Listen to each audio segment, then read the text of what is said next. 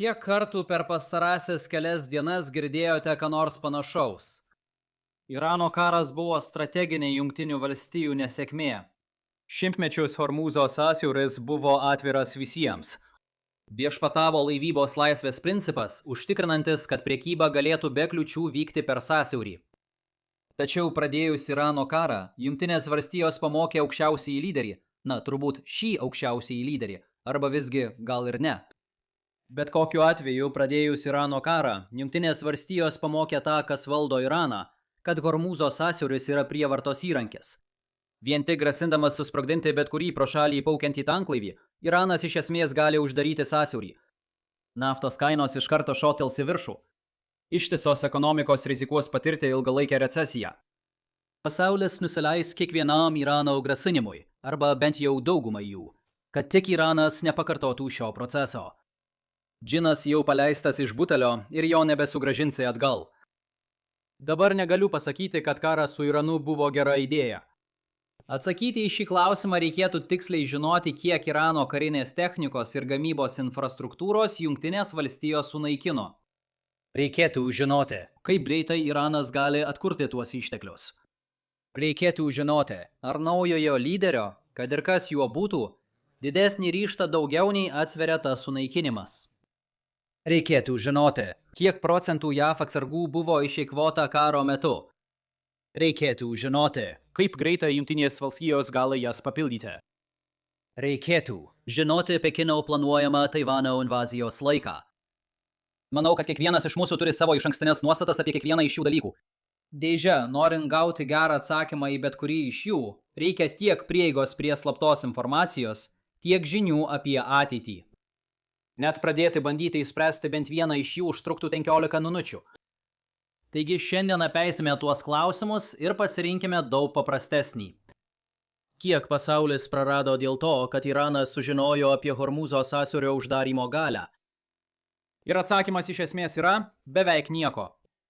Taip, daug rašalo buvo išlieta ginčijantis priešingai, bet yra dvi esminės šios teorijos problemos. Viena – tai žinojimo klaida, o kita – šio konkretaus konflikto painiojimas su būsimu, kuriame Iranas aktyviai bandytų priversti ką nors kitą.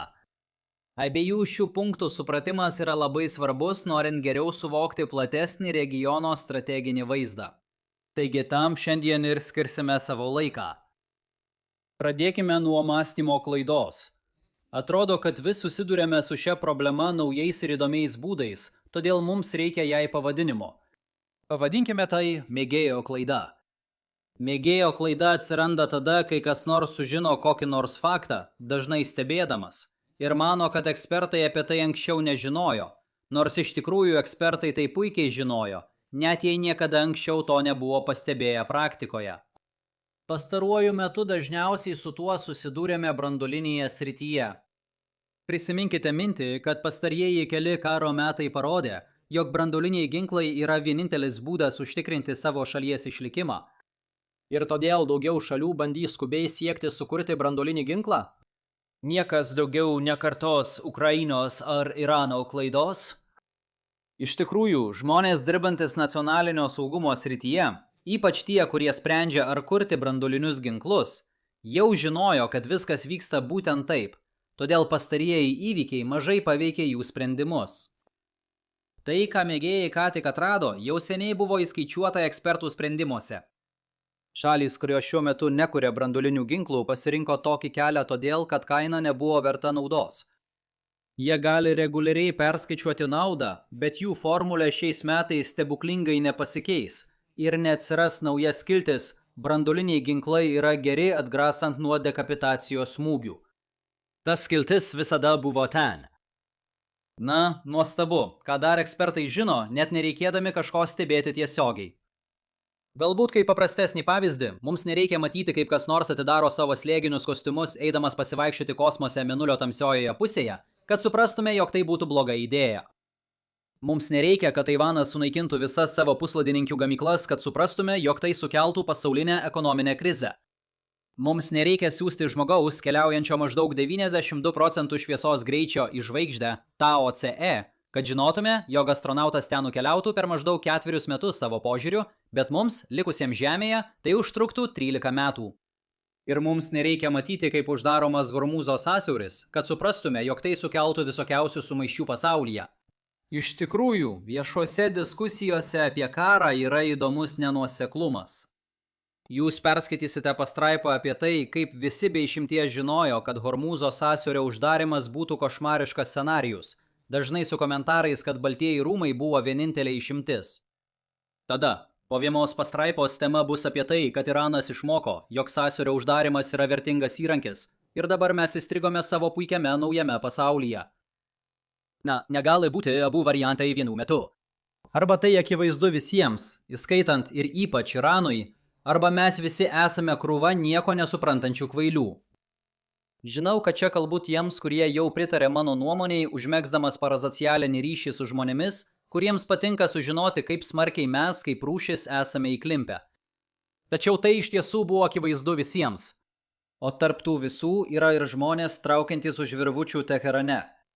Ir net tiems politikos formuotojams, kurie visiškai atsisako naudoti teoriją, kad prognozuotų, kiek veiksminga bus prievartos strategija, tai reikia pažvelgti į kitą Arabijos pusiasalio pusę, kad pamatytų, kaip ši problema pasireiškia praktiškai.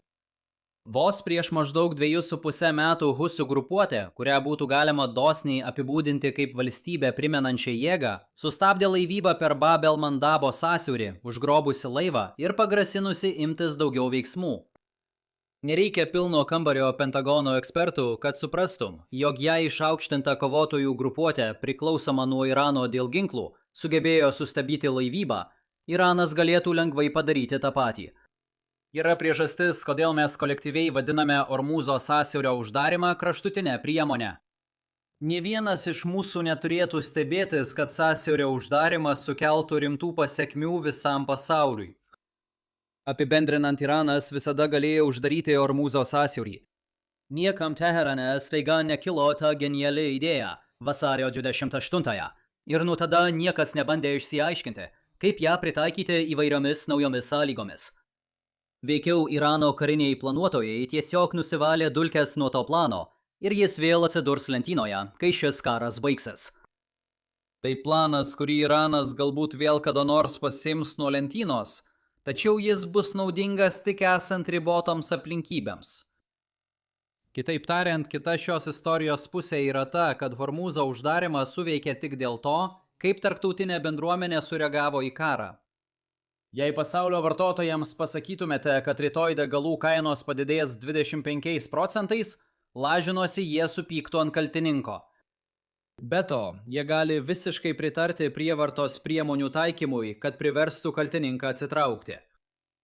Na, šiuo metu pasaulis laiko Jungtines valstijas kaltininke, o Jungtinėse valstijose dauguma rinkėjų kaltininke laiko Trumpo administraciją. Taip, akivaizdu, kad Iranas yra tas, kuris trukdo tanklaiviams praplaukti per sąsiaurį. Iranas taip pat yra tas, kuris taikosi į naftos infrastruktūrą kaimyninėse arabų šalyse. Tačiau šie asmenys mato aiškią ribą tarp Jungtinių valstijų pradėtų oro smūgių ir vėlesnių atsakomųjų priemonių.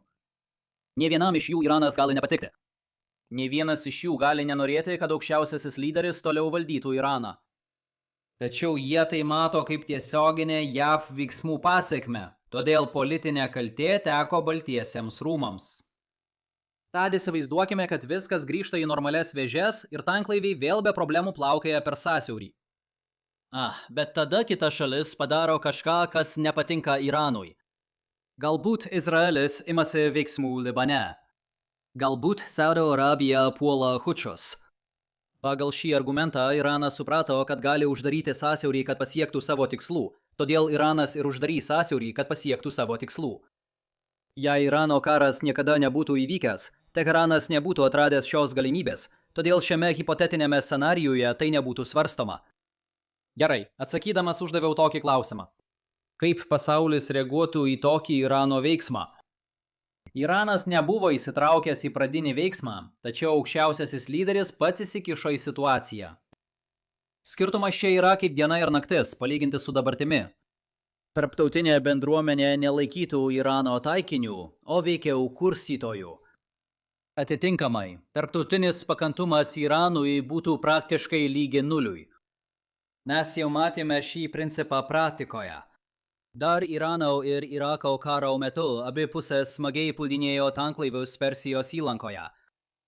Tačiau vienas dalykas, kurio Iranas nebandė padaryti, buvo uždaryti sąsiaurį. Nors Irakas pradėjo karą įsiverždamas į Iraną, Irano vyriausybė žinojo, kad likęs pasaulis patikės, jog Iranas išprovokavo veiksmus, todėl po to sektų intervencija prieš Iraną. Irakas netgi desperatiškai bandė išprovokuoti Iraną uždaryti sąsiaurį, būtent todėl, kad tai atsisuktų prieš patį Iraną. Grįžtant prie dabarties, pagalvokite, kas nutiktų, jei su vakarais besiribojanti šalis pradėtų sprogdinti kitos šalies naftos perdirbimo gamyklas. Galėtumėte tikėtis, kad reakcija būtų pasipiktinimas ir spaudimas priversti tą šalį liautis. Tačiau jei ta šalis yra Ukraina, ir Ukraina tai daro reaguodama į Rusijos invaziją, tuomet Ukrainai tai atleidžiama. Velnias, kai kurios šalys netgi gali padėti Ukrainai vykdyti tuos smūgius.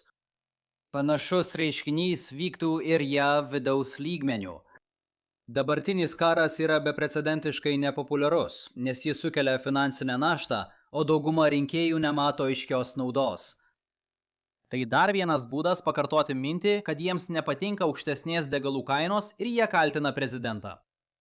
Taigi prasukime metus ar dviejus į priekį ir įsivaizduokime, kad pasaulyje įvyksta kažkas, kas supykdo aukščiausiąjį vadą.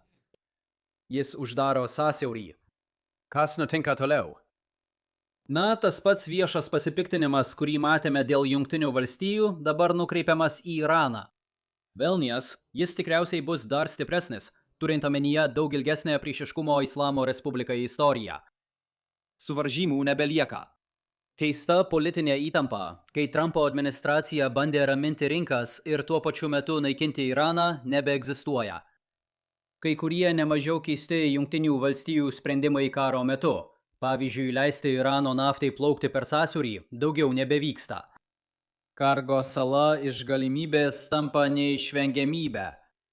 Uždarius sąsiaurį, tai tampa nebe vienašališkų galios žaidimu, o abipusių garantuotų sunaikinimu. Dėl to uždarymo sąsiaurio palyginimas su branduoliniu variantu yra iš dalies tinkamas.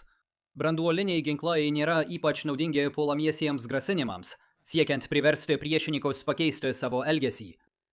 Priešingai, branduoliniai ginklai puikiai tinka gynybiniams grasinimams, atgrasyti priešininkus nuo itin agresyvių veiksmų prieš jus.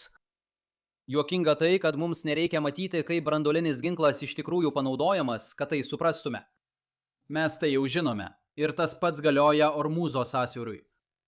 Pažvelgus plačiau, manau, kad tie patys žmonės, kurie kalba apie tai, kad Iranas suprato Ormūzo sąsiaurio uždarimo galią, supranta skirtumą tarp šios strategijos naudojimo kaip gynybinio atsako ir kaip aktyvios prievartos priemonės. Jei ši patirtis iš tikrųjų reikštų, kad Iranas visada galėtų laikyti pasaulį įkaitu, tuomet jie remtų Jungtines valstijas, bandančias karinėmis priemonėmis užkirsti Iranui kelią tai padaryti. Priežastis, kodėl jie to nedaro, yra ta, kad Baltieji rūmai sukūrė šią krizę ir yra tam tikras lūkestis, jog ji išnyks, kai Jungtinės valstijos atsitrauks. Dabar, kodėl jie ir toliau kalba apie tai, kad Iranas išmoko apie šią galią? Man tai šiokia tokia sociologinė mįslė. Galbūt todėl, kad nespecialistų auditorijai tai skamba protingai. Bet iš tikrųjų tai yra mėgėjo klaidinga prielaida. Taigi, kokias pagrindines mintis šiandien išsinešame? Daug kalbama apie tai, kad gyvename naujame pasaulyje, kuriame Iranas dabar supranta, kokią galią jis turi per sąsiaurį. Tačiau iš tikrųjų, Iranas ir visi, kurie domisi šią sritimi, tai jau seniai žinojo. Ir Iranas negali įgyvendinti dar vieno uždarimo ir tikėtis tokio paties tarptautinio abejingumo bei reakcijos, jei būtent Iranas yra tas, kuris tai inicijuoja. Tačiau galite tikėtis pamatyti mano įprastą pabaigą šiai temai. Dar viena diena svarstant, ar tai karas, ar ne. Jei norite tęsti, peržiūrėkite mano grojaraštį apie platesnį artimųjų rytų konfliktą. Jei jums patiko šiandienos vaizdo įrašas, prašau paspausti patinka, pasidalinti ir užsiprenumeruoti. Ir pasimatysime kitą kartą. Saugokitės.